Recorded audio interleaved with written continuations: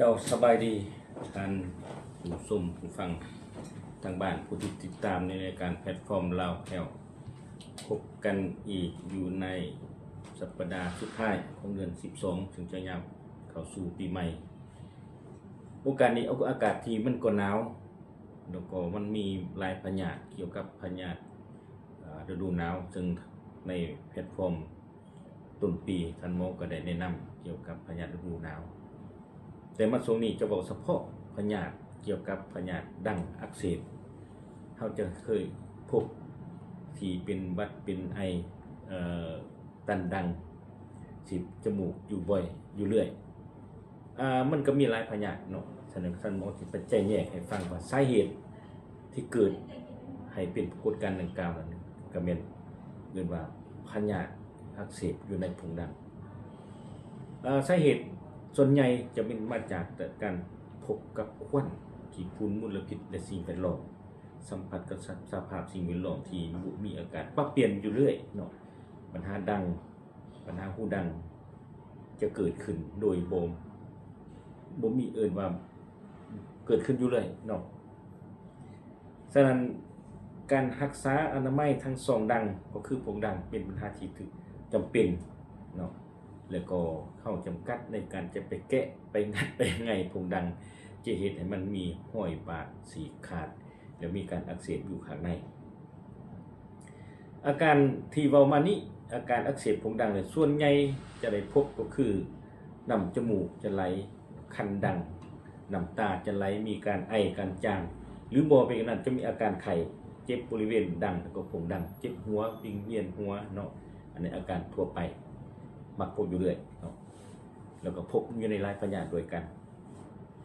มื้อนี้พยาธิผงดังทั่วไปมีหยังแน่ท่านหมอจะเว้าอยู่ 2-3 ปัญหาพยาธิผงดังอักเสบกระทันหันอันที่1เป็นช่องดังที่มีอาการฉีดน้ำมูกไหลคือได้บอกมาถึงคันดังน้ำมูกไหลเบื้องต้นจะเป็นสีขาวจากนั้นจะเปลี่ยนกลายเป็นสีเหลืองหรือบ่นั้นหายเป็นสีเขียวมันสิบอกถึงอาการติดเชื้อของแบคทีเรียเนาะอาการนี้จะกินปัวโดยยาเนาะทางระบบหายใจตัวนี้ควรไปปรึกษาหมออยู่ที่สถาบันสาธารณสุขอยู่หมอที่สุดเนาะ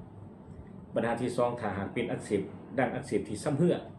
แล้วพยาธินี้มันจะแก่ยาวเป็นหลายอาทิตย์หรือบอกก็จะเป็นหลายเดือนพร้อมกับอาการคันดังเนาะน้ำมูกอาจจะไหลแต่หากจะหน่อยลงแล้วมีปัญหาจะทางด้านการดมกลิ่นจะยากขึ้นเนาะแล้วปัญหาที่3อักเสบดังย้อนอาการภูมิแพ้พยาธินี้จะมักจะเกิดเช่นจามน้ำมูกจะไหลคันดังในเมื่อมีการสัมผัสกับบรรดาฝุ่นละอองหรือสิ่งต่างๆที่ตัวเองบ่ถือแล้วปัญหาที่4ก็คือไซนัสเป็นหยังไซนัสเป็นเส้นแบ่งผงดังเพราะอยู่ในบทเขียนท่านหมอได้มีหูวาดภาพเกี่ยวกับกายวิภาคทางด้านผงดังตัวนี้ก็มีการอักเสบด่วนและก็มีอักเสบซ้ำเหือรายละเอียดก็มีอยู่ในบทท่านหมอได้เขียนลงในแล้วเชิญอ่านและติดตามอยู่ในการแพลตฟอร์มของรายการนี้เนาะฉะนั้นยังมีหลายอันอีกที่ว่าเป็นเกี่ยวกับกายวิภาคของมันเป็นตัวเหนียวหุ่มดังบิดเบี้ยงเลือดไหลในซองดังตัวปัญหานี้มันจะนักขึ้นเรื่อยฉะนั้นถ้ามีปัญหานี้ก็ให้ผู้ที่เจอปัญหาแต่ไปปรึกษานำแพทย์หมออยู่สถานธารณสุขที่ใกล้สุดบ่ควรจะใส่ยาด้วยตามลำพังใจของตัวเองหรือบ่จะใส่ส่วนลายมักใส่มือขวัด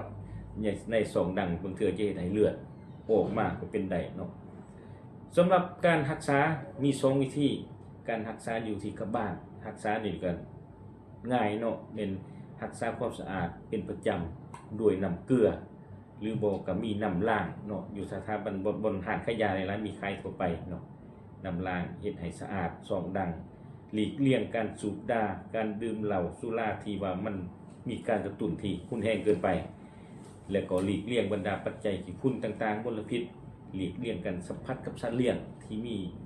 ขนมีอย่างต่างๆที่ให้ตัวเองมีภูมิแพ้ส่วนการป้องกันก็คือว่ามาเทิงแหละรักษาความสะอาดตามบ้านซ่องสถานที่เรือนซ่าน ฝุ่นละอองมลพิษออกกำลังกายเป็นประจำเนาะแล้วก็ใส่หน้ากากทาเมื่อไปข้างนอกที่มีเป็นฝุ่นละอองในการสัมผัสที่ร้ายขึ้นเลี่ยงการให้เกิดอาการแพ้จะว่าขนสัตว์เกสรอื่นๆที่เป็นกระทบต่อการภูมิแพ้ถ้าหุ่นแห้งพวกนั้นก็จะไปขวดน้ำทันหมอเชี่ยวชาญอยู่ที่โรงหมอที่มีเชี่ยวชาญที่ไว้วางใจได้สุขภาพเป็นสิ่งที่ยอดยิ่งเป็นสิ่งสำคัญในชีวิตเนาะมีความหมายถ้าบ่สุขภาพบ่ดีเฮาก็บ่สามารถทำมาเฮ็ดอาชีพตัวเองได้ขอขอบใจที่ชมในการในของเราแอลของพวกเฮานัดพบกันใหม่ในไฮไลท์ข้างหน้าขอบใจท่านผู้ชมทางบ้าน